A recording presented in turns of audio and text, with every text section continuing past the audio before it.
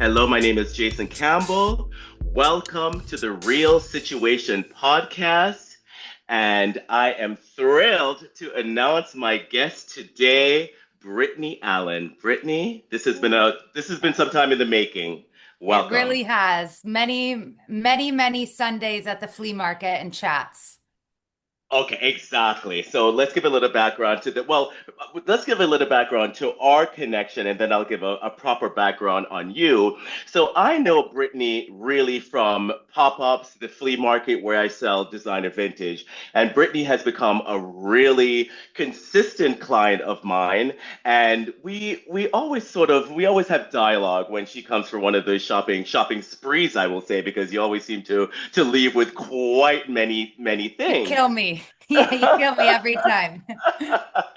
And Brittany is technically an influencer, but there's tons of influencers out there. I know tons of influencers. Some of them I follow and see their journey and so forth. But I've been so keen on your journey, Brittany. Well, specifically, I see how the purchases that you make from me becomes a part of this lifestyle narrative. It's not just a influencer buying things and doing GRWMs and it's all cute. No, you have used clothing, luxury, travel as you've centered them in a way in your life that I think is really caused a cultural movement.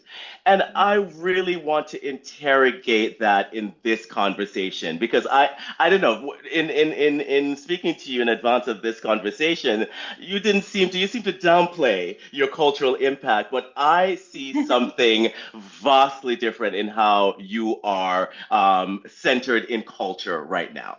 Thank So you. that's That's how that's what I want to get into. Thank you. That's really beautiful to say. And I was thinking this morning that um yeah, you've allowed me to store your clothing. Sorry, my light is going to be a little crazy off and on. Um Your clothing has allowed me to empower women across the globe and tell these beautiful stories of the modern woman. And, maybe just one little jacket or one little skirt, I will put into a video that's about living life on your own timeline or, throwing yourself a wedding when you're 40 and gallivanting around Paris. And so, I feel like we've both really lifted each other up. And for our businesses, I am a vintage shopping addict, so I visit you every Sunday. But also, your clothes are so beautiful and unique and have such a beautiful story on their own that I'm carrying this story into my own storytelling. And it really is like a full circle moment. Well, I am super fascinated with your storytelling, and we're going to delve into all of that. But firstly, let's paint a portrait. Let's tell the Okay. audience whom Brittany Allyn is. Brittany Allyn is a New York-based content creator, writer, and digital entrepreneur, best known as the founder of 30 Waves, a platform built around one central proposition: you don't need society's permission to live fabulously and independently. Yeah. At 40, Brittany has become a vocal advocate for ignoring society's rules and timelines, proving that life can be lived boldly at any age. She launched her 30 Waves Instagram account in 2011, and what began as a lifestyle channel evolved into something far more culturally resonant, a community for women navigating their 30s on their own terms. She went viral with her egg freezing abroad journey, and her loyal audience is drawn to her refreshingly unfiltered take on the moments most people don't talk about: dating, anti-aging, workplace failure, and cosmetic surgery. Her content doesn't perform wellness, it really interrogates it. Perhaps her most culturally significant contribution is the Me Moon movement, a sort of self-actualized honeymoon. Brittany created a solo travel empowerment movement inspiring thousands of women around the world to go on a Me Moon, a dream vacation taken without waiting for the right reason or the right relationship. It's a small word with a large argument embedded in it: that celebration, luxury, and adventure belongs to you, not to a future version of your life contingent on partnership. And I find that to be incredibly, incredibly rich. I could not extract that kind of cultural relevance from most influencers' timeline because they are not intended, at least from what I see, their intention is not as rich and as culturally important as yours. And so I want to understand A, how you got on this journey, what this journey looks like, and where this journey is taking you. So, firstly, what sets you on this sort of autonomous journey in your life? It's funny because I was in a sorority at university. This was many moons ago, 2005, maybe 2004. And we were in the last season of Sex and the City, or one of the last seasons. And I discovered it. And I think I was so drawn to it because it couldn't be further from my life. I grew up in the suburbs of Bellevue, Washington, a small town outside of Seattle. And I had a mom that was a beautiful stay-at-home mom. All of my aunts, all of my friends' moms were stay-at-home moms. They all grew up in the same community, and that was going to be my life. I was going to university as a placeholder, and then I did go to grad school, but it was also a placeholder until I was 25. And then I would just get married at 25, marry a rich husband, and there we go. And so I remember watching Sex and the City, having never even gone to New York at that time, thinking it was such a different world, that she was free about sex and she was independent. And, I think up until probably like 25, 27, I was still financially dependent on my parents. And it just was this new world that I was like, I would never be that. And so I was drawn to it. And I swear to God, I always joke around that I manifested that a little too much. And I watched that show a little bit too much because sometimes I'll be with my crazy, wavy hair, blogging at night, talking about some kind of relationship thing. And I'm like, how is this my life? And so, yeah, there was a huge culminating, uh, a pivotal part of my life when I was about 25, and I thought I was going to marry someone that I knew from high school, and everything was set up. And then we broke up. And then I realized I can't be in this small town with all of our mutual friends. And I had this little inkling that I had a bigger life and I needed to go do something bigger.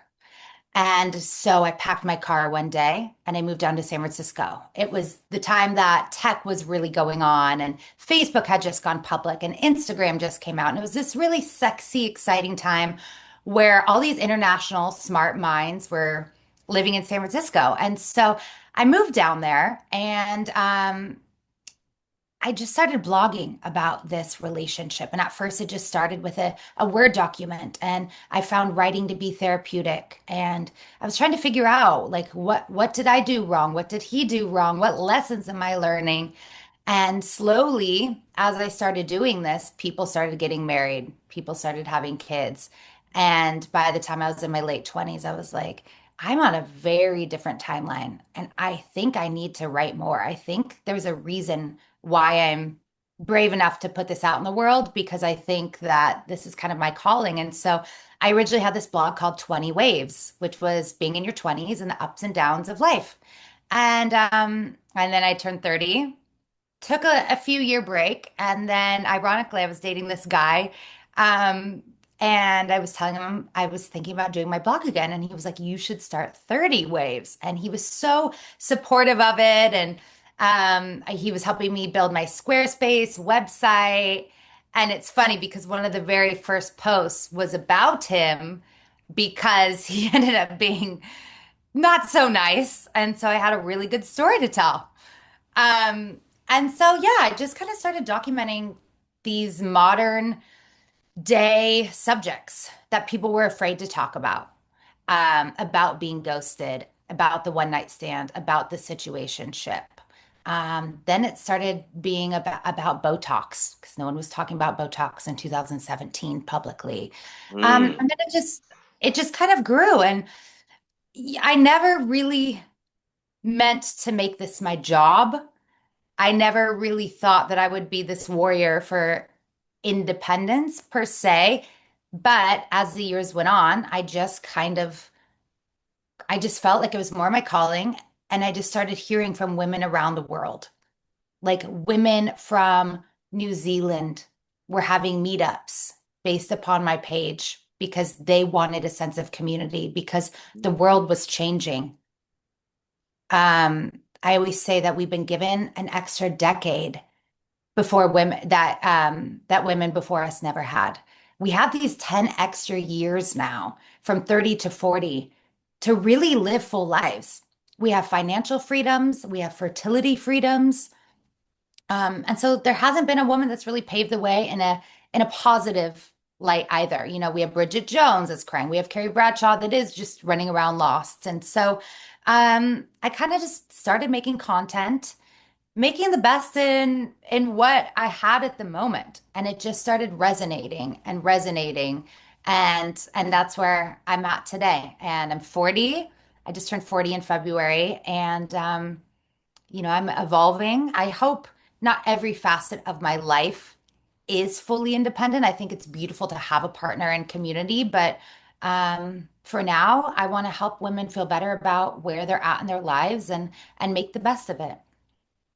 But how did you traverse or travel from, let's say, griping about the a 20 something life or an early something, 30 something early life into this self celebration? That's a very different kind of messaging, detailing what your demographic go through by using yourself as an example, to then really leaning into things that are self celebratory, travel, ritual, fashion that is communicating a certain messaging. Like that's not accidental. That sounds intentional. Is it from the feedback from your audience of what was resonating with them that you sort of landed on this, like, wait a minute, I feel enriched, I feel empowered, I don't feel beaten down by culture and society to have landed here. Is that how did you land on that? I think I realized like, wow, this is a much bigger community than I thought. I Mhm. started having meetups in New York, and 80 to 100 women would come and they would sell out within the first day. Um, and so, yeah, I think messages from around the world realizing like, I'm not the only one in the neighborhood that's living like this. There's 100 women in the neighborhood living like this. And so I think that has an element. And then I think I realized that a lot of my decision making was based on fear. I never wanted to have a career in my 20s and growing up because I didn't think that I could. I didn't think I could make my own money. I didn't think that I would be okay on my own. I would barely go to the grocery store on my own until I was like 27, 28. So I think it's very cliche, but as you get older, you just stop caring less. And I think the fear started going away. And as I allowed the fear to go away, I felt kind of the power come in. And I just kind of felt Mm. more and more powerful and realized trying little things isn't so scary. So, for example, my first me moon ever. I was living in London for the summer. This was early COVID and like 2021, 2022, where people were traveling a bit more. And I saw a flight for 100 pounds from London to Venice, Italy. And I was like, I've always wanted to go to Venice, Italy, but I could never go with a partner. Without a partner, that would be so depressing. And I just was like, well, how long am I going to wait? I don't know if I'll be here next summer. This is 100 pounds. And I said, okay, well, why don't I just do it right? Why don't I get the beautiful boutique hotel? Mm. Um, why don't I just set up the beautiful restaurant reservations? And why don't I just do every single thing that I want to do. And so I went for 3 or 4 days. I documented it. I went into a boutique, of course, with my shopping addiction. I bought this beautiful blue silk gown that was like Grace Kelly. I rode in my own gondola, documenting it. We both were listening to Taylor Swift, the gondola driver, and I. And then I went to the Amman, the mirror room with the chandeliers, and I had a Mm. martini. And then I went to the Belmond on the boat, and I documented all of it. And I was like, I am having the best time. I will never have a regret coming to Venice, Italy. And that's kind of how the Me Moon grew and blew up. Was it kind of taught people like, oh my God, you can have a lot of fun on your own. And so, And so how do you define that? Is that indulgence? Is it performance? Is it empowerment? Is it all three? Because that kind of deliberate display, there's strength in that intention. But what is that about? I think I'm a romantic at heart, and I think I just freaking love romanticizing my life. That's where I love buying your eclectic, beautiful clothes and walking down the street. And so, in a way, it's performance because it's being this beautiful actress in your own life in these beautiful settings. Um, and it's just fun. I always just say my hobby is getting dressed up and walking around a beautiful town in Europe. That's Well, my number one hobby. Well, you definitely make it look like a lot of fun, and I think that's why you've been embraced, so much by your audience. Is that it feels very authentic when you're in these places. It feels as though you are authentically doing these things for yourself. At least I am Yeah. convinced. Okay, arguably, your biggest splash is when you had your wedding without a groom. It was in fact, when the New York Times wrote an article about this, it was unsurprising to me because Yeah. when I saw that display, I was like, this is a very, very potent presentation here. This says a lot more than just this woman in this white dress in some castle in England with her friends. I thought that whole messaging around I am having a wedding for myself to celebrate my friends, my family, and I'm gonna do it as though I have a partner. And this feels just as important and as celebratory. But Mhm. how did you arrive to that? Was that one of these viral planned stunts, or you didn't expect it to have such an impact? No, I did. I don't think I kind of knew it would go a little bit viral because I was like, this is a little bit crazy, but awesome. But it just started as a 40th birthday. And like anyone, I think society trains women that turning 40 is this daunting, scary, depressing time. And so about 6 months out, end of last summer, I realized like, oh my gosh, I have 150 something days till I turn 40. How many dates do I need to go on? And like, what do I need to do? And what am I going to do for my birthday? Am I just going to go on another fabulous me moon or, what's going to be really meaningful? And I decided that I wanted to be around my favorite people in life and to celebrate this occasion. And so I started just planning this awesome birthday. And I was like, I just want everyone to be in one place. That's why I think destination weddings are so much more special because you're just getting multiple bonding moments together. And then the most beautiful part is that your friend from college is bonding with your new friend from New York or London, and they're making new memories. And so I was like, I want to do that. And so I found this estate, this very, Downton Abbey British manor in the British countryside. And luckily, I was born in February. So pricing is pretty decent compared to summer. No one really wants to go to the rainy, misty British countryside. Mhm.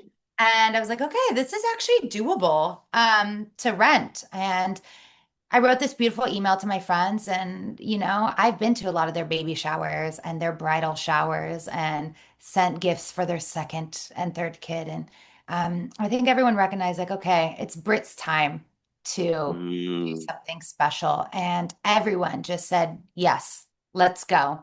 Um, so it started as a birthday. And then I was like, you know what? And like the me moon, it's very indulgent. It's like, how indulgent can you be? Be as selfish as you want to be. And Mm. That's why we're living on this way. We're living this life. And so I was like, I want to wear the over the top dress. And I want to wear a dress that I'll never wear again over top. What would it be? And then I was like, why don't I just wear the white dress? I'm always on Instagram watching everyone in their bridal era and going to all these fittings, and maybe I'll have that, but maybe not. So why am I waiting? And I think the theme to all my stuff is like, stop waiting. Just literally do it now. So I was like, I'm going to wear a wedding dress. I'm going to wear the most epic wedding dress I can find. And so I started with the dress. And then I was like, you know what? If I'm going to wear the dress, then I need to have a grand entrance. And so I decided to walk instead of the aisle, I walked down the staircase. And then I was like, you know what? I have to have music. So why don't I have a violinist? And so I had the violinist play Canon D. And I just incorporated all these elements. I always wanted to have speeches. I wanted my best friends to give a speech about why I meant so much to them. And then I wanted to give a speech about everyone there. And so I did all these moments that were wedding like. And I think they are wedding like because they just bring love into the event. And I wanted as much love and indulgence in the event as possible. And so it became my wedding birthday, and it was amazing. Well, you felt empowered to execute such an event, and it does give this sort of like, main character femininity energy Mhm. for sure. But is there any isolation in that sort of self-authorship?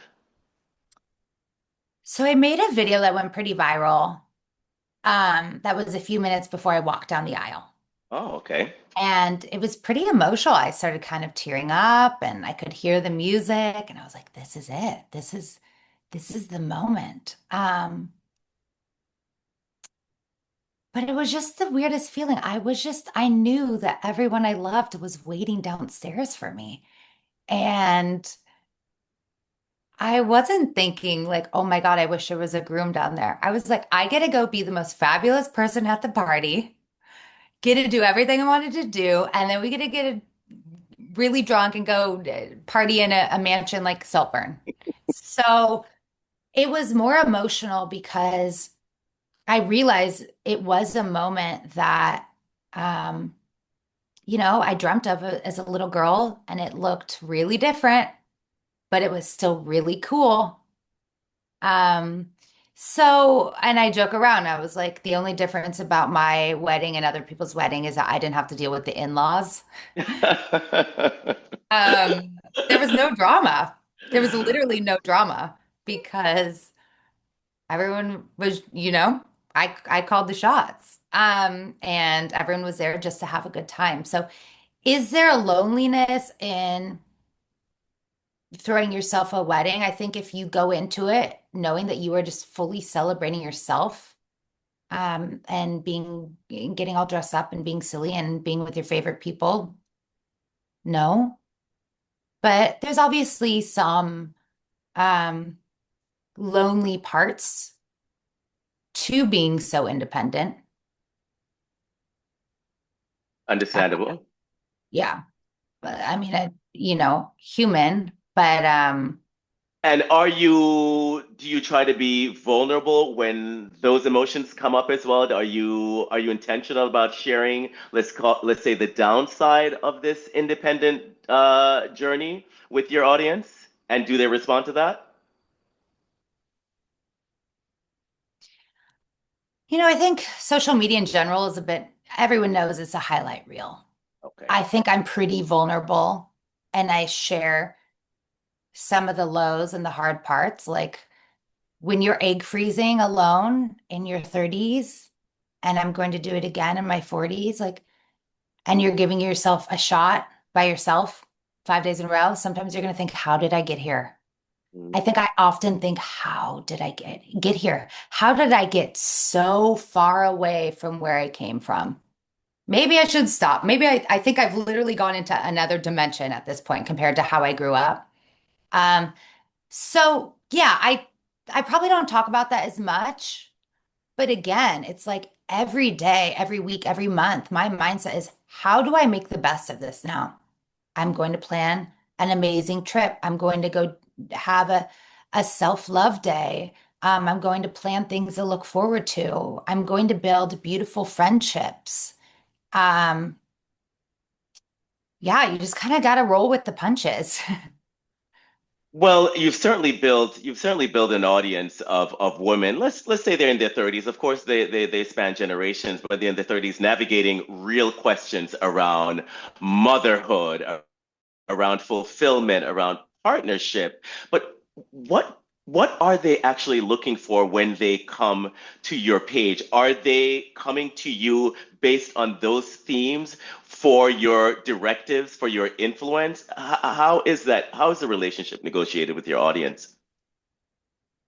I think they are coming to my page for reassurance. I mean, I get a Hmm. lot of DMs um, every day saying, thank you for making this. Thank you for giving me this little bit of a reminder that it's okay. Um, and I think, if you think about social media, you're scrolling.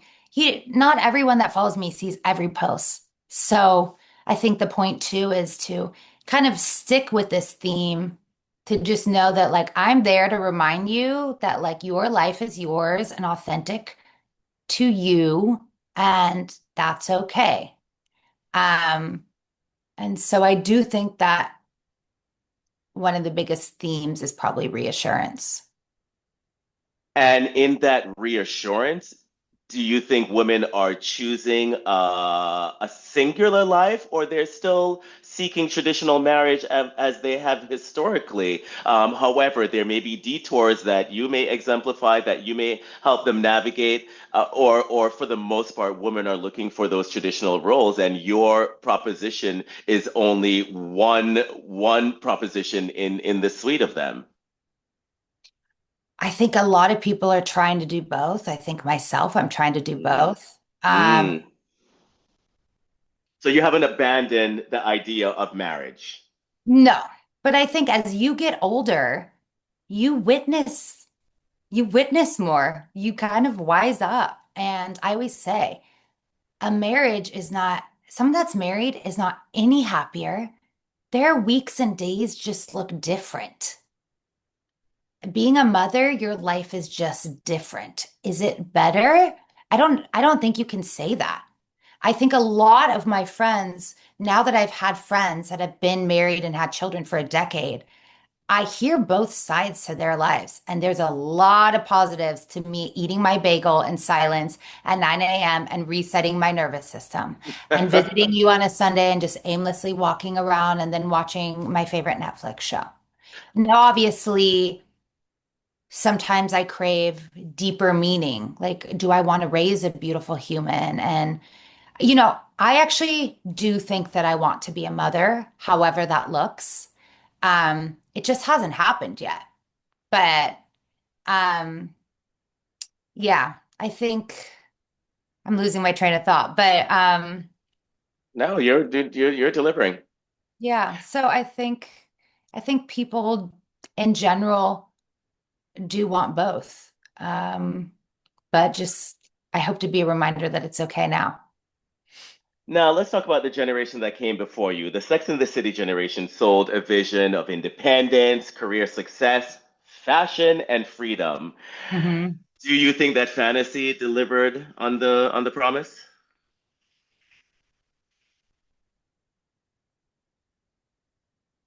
I mean, kind of. I think, yeah, it's fun. I mean, if you live in a place like New York, if you're in a suburb of middle America, that sense of freedom, you don't have as much freedom. And I think again, it comes down to the social community, and I think New York is just an easy place for that. Big cities are an easy place for that. So like, yeah, this sexual freedom and dressing up, and it's fun. I am 40, and I'll admit that like I am getting a little bit tired of like going to the latest hot spots and going out a lot. And, I drink now a few times a month. I used to go out every Thursday, Friday, Saturday before COVID. And so parts of it kind of get a little bit boring, but I do think It's fun. Yeah, Well, one of the things that's so interesting to me with your current identity is that I really live the Sex and the City generation, and I have many wonderful women from that era who, in many ways, drank the Kool-Aid. And in this era, I've found that some of those women went on some of the best women, by the way, the smartest, most intuitive, women who are really have a sense of themselves. However, at this stage of their life, in their 50s, they don't necessarily have children, and they may not have that life that they had envisioned that a Sex in the City had proposed to them. And so there's nothing conclusive for me, but I'm observing and trying to understand culturally what has taken place and also to determine if this generation is ultimately happy. Do they feel rewarded in spite of not having some of the trappings of that, successful life? Are they still content with where they have ended up? And now another generation, the generation that comes after them, are proposing one level of independence, hyper independent living. So I wanted to see if, in fact, based on what came before, if this generation is really lined up for something prosperous and for something fulfilling. I don't know that. I'm looking to someone like you to enlighten me in that understanding. Again, I'm looking at my girlfriends and I'm looking at them and I'm like, okay, but now are you happy with where you ended up? Do you feel like you made the right choices? Would you have done it differently if given that opportunity? Because remember, from my generation, that's when that independent, that 80s power woman, really were started to speak up, but started to be spoken about. She didn't really exist before then, the career-centric woman and so forth. But I dare say it leaves a lot of question marks right. in terms of where they ended up. So that's a big part of why I'm so interested in how this next generation is addressing these choices in their life, especially with the advent of like a manosphere and tradwife, etc. The tradwife movement is suggesting that women stick to traditional gender roles. The manosphere is also proposing something alongside that. Meanwhile, someone like yourself and other movements going on culturally is suggesting the polar opposite. Now, how do these diametrically different approach to living today, how are they reconciled? What's your position on that? Okay, first, I think that it's important to note that the sheer numbers of millennials living a more independent life is a lot more probably than even the generation prior. Like I said, I think we have been given this extra decade and advancements in terms of finances and our career and freedom more than even women in their 50s. And I think obviously it will continue in this path. Um, and so I think the sheer numbers of millennial women, I think the advent of dating apps has totally changed the game of modern dating and in my opinion ruined ruined some beautiful parts about relationships and dating and just oh yeah opening up the world globally. I think that's really affected it. um I think I often tell myself, I was like, oh, I worry about what I will feel like when I am 50. What And meaning would I have in my life? Because, like I said, if I'm already over a little bit of this glitz and glam, what meaning will I have when I'm 50, when I'm 60, when I'm 70? One, I have an aunt that I'm really close with. She's also an influencer, and her handle is 70 Waves. okay, And I have had her as, one of my best friends growing up, and I've witnessed her life. She was married, then divorced, wasn't able to have kids, and I've watched her live a very full life. And I think the key is that you have to if you choose this independent life, you have to actively build community. So I have to probably try a lot harder to fill my weekends and to fill my summer vacations.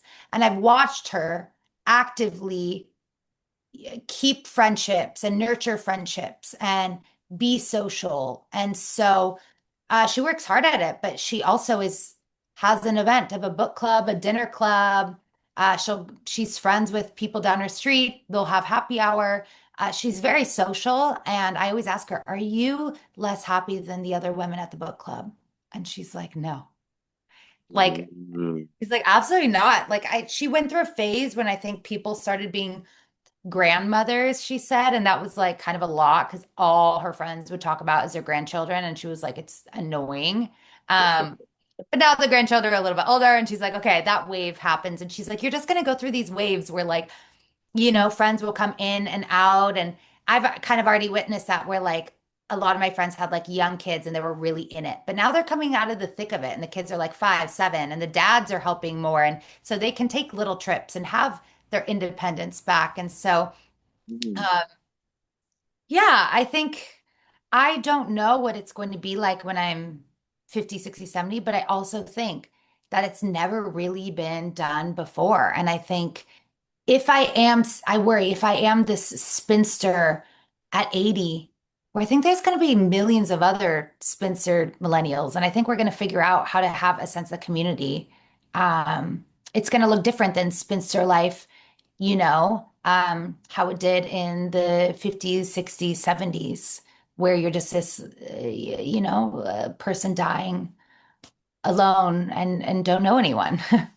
Well, I think your aunt is an inspiring figure in that in that she exemplifies someone who's older, who lives an independent life, and it doesn't look like spinsterism did Mhm. 30 years ago. So and that's why I love this whole interview process. I love talking to people because details of their life so informs where they end up. Because that detail that you just expressed about your aunt, of course, that's going to inform some of the decision making that you make in your life, and I feel that that element is an important one in your current profile, I dare say. And I've seen your aunt that has turned up in your content, and I Yeah. see how you sort of map your present position against her. Look at us, 2 generations here in Paris, here in England, living dynamic, independent lives, and I can do it at 30. She can do it at 70. Right. That's a powerful thing. Right. And I think it is also important to know to be very realistic that you do have to work a little bit harder to be social and have friendships and love in your life. And that's just a fact. You don't have someone just to turn over and say, "Hey, what are we doing today?"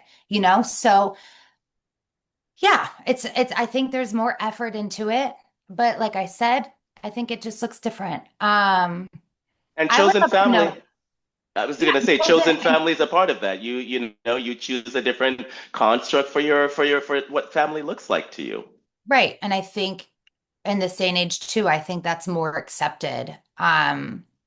Versus I think people felt more stuck in their family relationships or stuck in unhealthy patterns with the people in their Yes. life, So I would love to know though, like, because we've talked about offline, like your female friends that are 50, 60, what are they saying their regrets are, or what are they saying that they're missing in their life?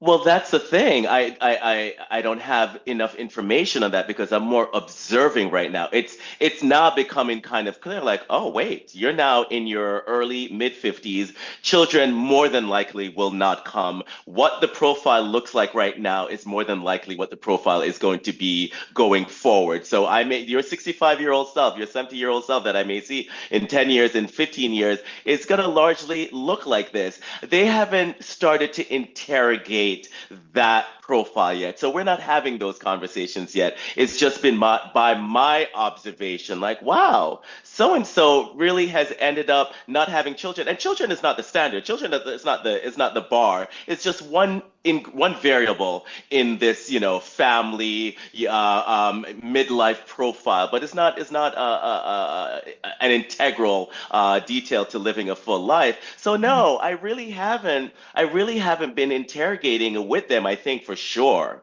in the next couple of years or so, those conversations will be on the table, and I will start to get that those emotions will start to be revealed as to how these women are feeling about their current station in life. But no, we Right. haven't been having it. It may be too raw right now. It may be too real. They may be processing, and I have, the woman that I'm It speaking takes about. time to It takes reflect, you know? Like I exactly am just now reflecting on my early 30s, just very now bad. reflecting the early years of COVID. It's just, I really feel like you need that time. And one thing that I think is so important, I think the key to happiness for everyone, gay, straight, male, female, is you need a subsect of your friends that are living life on a similar timeline or have similar hobbies and interests. That's If real. you are a woman in the Upper East Side that's 50 and one of the only ones that's single, you are going to be really deeply unhappy Mm, because you are going to feel like an outsider in a community. Why I think I have so much joy in my life is because I am an insider in my community because I've built, and it's not to say that I only have friends that are single friends, but right? I do make sure to spend time and nurture friendships with women that are like-minded.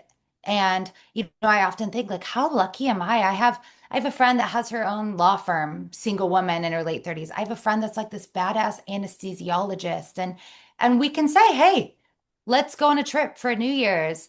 Let's go plan this fabulous dinner on Friday. We don't have to worry about a babysitter. We can actually spend time together and it's just really important, I think, to find like-minded friends wherever you are. And so you can't get lazy around friendships too. I was feeling a bit of a lull a couple years ago with some friends in New York because I was kind of just drifting away in terms of interests and where we are at. Yeah. And I purposely went out and really tried to find like-minded community. And it's been a game changer for my mental health this past year. So wherever you're at in your life, I think that's really important is make a few friends that you can just relate to. Well, it's funny. What I find interesting about your messaging as well is that it's not talking so much about men at all. You're rarely mentioning men. You're speaking about Mm.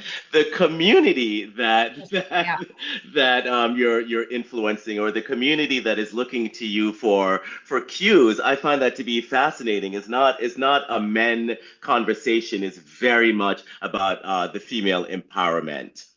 Now, Mm. let's get into the fashion. I don't think we've spoken about that enough, and Yeah, great. that to me is a really salient detail in all of this. The way that you center fashion, it feels deeper than aesthetics. What role do clothing and personal style play in constructing this identity and emotional empowerment, let's say? I'm so honored hearing this from you because I would say you're my New York fashion icon, and I have so much respect for you. So thank you for saying that. Fashion, one, is marketing, and wearing a unique, beautiful piece is always going to catch someone's attention.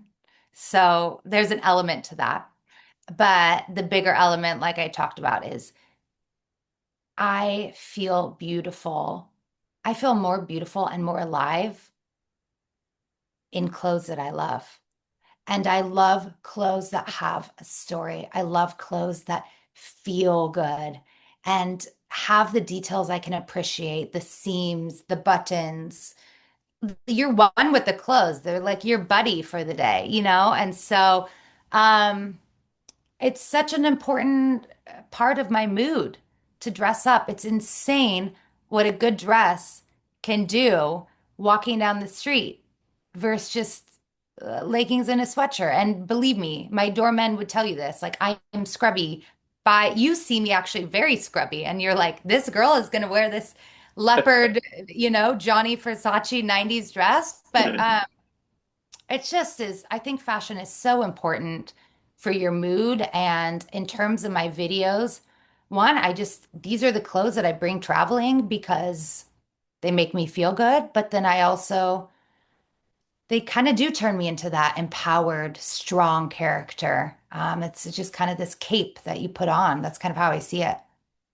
And do you communicate with your audience? Because this is a lifelong thesis for me, and as a personal stylist as well, I always communicate how powerful fashion is in your arsenal. But I see you actively, and not it could be performative or otherwise, but it definitely lands. But you actively really put it, center it to communicate whatever narrative that you want. That wedding dress was so important. Those earrings, you've gotten earrings from me that I'm like, those earrings have become like, the star on your Paris trip, and you're talking about them, breaking them down. You're talking about your Givenchy suit, your obsession with Celine at the moment.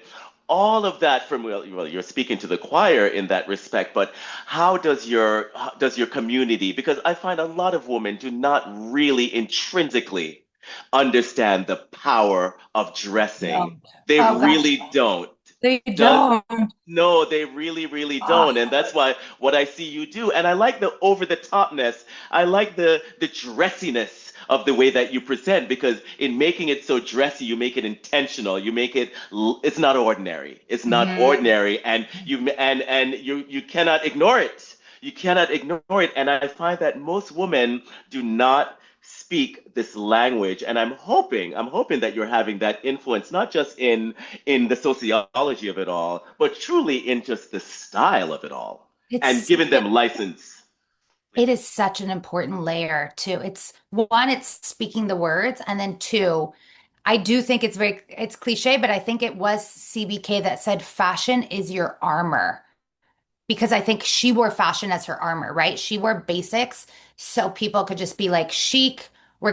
She looks so good. We have nothing even to say about her. We're gonna leave her alone with her clothing and pick her apart in other ways, right? Maybe, but like fashion is your armor. It's the second piece to how you're presenting yourself to the world.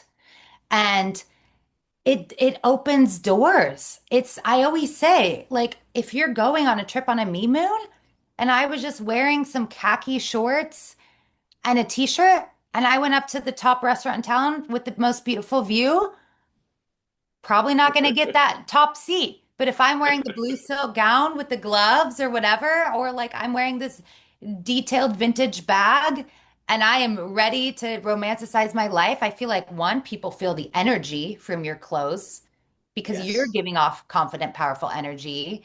And yeah, the world is going to open up. You're going to get the better seat. I think people are going to probably talk to you differently. And I like there's no world where I could just not dress up on vacation. I had this roommate. She was everyone has a bad New York roommate, and this one was one of the worst. And I had to live with her for 3 years, and she would just bring this carry-on, and she had these khaki shorts and a white tank top, and she would just go to all these beautiful places all over the world. She would be in Florence and Siena, and it killed me. I was like, "Where's the flowy polka dot dress? Where's the and I always like, and I would ask her, I was so fascinated. I was like, so do you, it doesn't impact your day what you're wearing. You don't think dressing up would like change the day? And she's like, no, it would just be uncomfortable. And I was like, I guarantee you, you can wear Okay. beautiful fashion and be comfortable and you're going to feel even better. I 100% agree with that. And I think it's a failing if you don't if you don't meet the environment with the appropriate wardrobe. I truly share that. And it's kind Now, of like your little secret that you're having with yourself, right? Like, for example, this blazer and suit set right now was a vintage Yves Saint Laurent that I got from you a couple weeks ago. That you might want to tell this story, but it's like not everyone's like, okay, that's a really cool black tailored suit. Like, obviously, it's very high end, the materials look nice, it's fitted well, but like, I know that this has a crazy secret to it, you know? oh So my yeah, gosh. do you want to tell the story about how you source this? Well, I just because there was just a frame of it, I didn't realize you were wearing that incredibly special Le Smoking. This is a quintessential. The audience should know Le Smoking by Yves Saint Laurent from that very famous. I forget the photographer. That very famous image in Paris with Helmut the. Newton. It was Helmut Newton. It's Helmut Newton. In that sort of film noir lighting, in that passage in Paris, in that beautiful, beautiful, beautiful smoking suit that has been iconic, iconic to Yves Saint Laurent, iconic to fashion. And this one that my dear purchased from me, Miss Brittany, is happens to be from the former partner, Fernando Sanchez. I bought his personal estate, and this was his Le Smoking in his in his estate, and Brittany got this from me. So this is directly connected to Yves Saint Laurent. So there is Yeah. history and storyline in this Le Smoking. Never mind that it stands on its own as an iconic piece of fashion history, but then it has that added layer of literally touching Yves Saint Laurent. Girl, you got something special right there. Oh, I know. Like Yves Saint Laurent saw this exact coat with his eyes. Like that's insane. Like I'm going to bring this to Paris this summer and have a cappuccino outside and be like, I'm wearing the coat that Yves Saint Laurent. He might have even walked on this block and he saw this coat, but it was on someone else. Like I get the chills. It's crazy. And I think that's what vintage fashion is I wish that it was almost required that you had to give this story to every piece. Because I'm always wondering, like, what fabulous woman wore this? Why did this mean so much? Was she seeing her ex-boyfriend that she still loved and wanted to make a good impression? Was it, on the best trip of her life? Was it on her honeymoon? Was it, the job interview that changed her entire life? Like, what was this piece? And I love thinking about that. And I wish I knew more stories. So it's cool that I know this one story. Well, it's funny because I'm going to have to convert a bit more to this storyline because yes, the customer really wants to hear the backstory. And you can imagine I don't have a backstory on everything. I Yeah. don't have a backstory on everything, but yes, it's very important. I'm also trying to understand why that narrative is important to the. I understand why it's important to you, but for a lot of women, for a lot of clients. They really want to know what the provenance of that piece or that garment was. And it's super, super, super interesting. And yes, the onus is on me to know more about each and every one of the pieces that I sell. But this one is incredibly special. This one is Super. special for sure. So I actually have Now, a few that I wanted to show everyone that I got from you. oh, I love that. Oh my gosh, she has an So expose. here is obviously, I think early 2000s, late 90s Oscar de la Renta shift dress that is just there's there's never been a dress that fits you better. And that's why I love vintage designer is because like they spent weeks going into this exact fit to fit the female body in the most perfect way. So this is just a staple I will have forever. Um, Love. you this is one of your favorites. This is a vintage Dior Oh dear, open that's right. You've open got skirt. It oh has a bow and you wear with like high-waisted briefs and maybe a tank top. oh Uh, my this word. was this was a impulse purchase on one Sunday, winter Sunday, that I was like, one day I'm gonna wear that. As you Uh, do.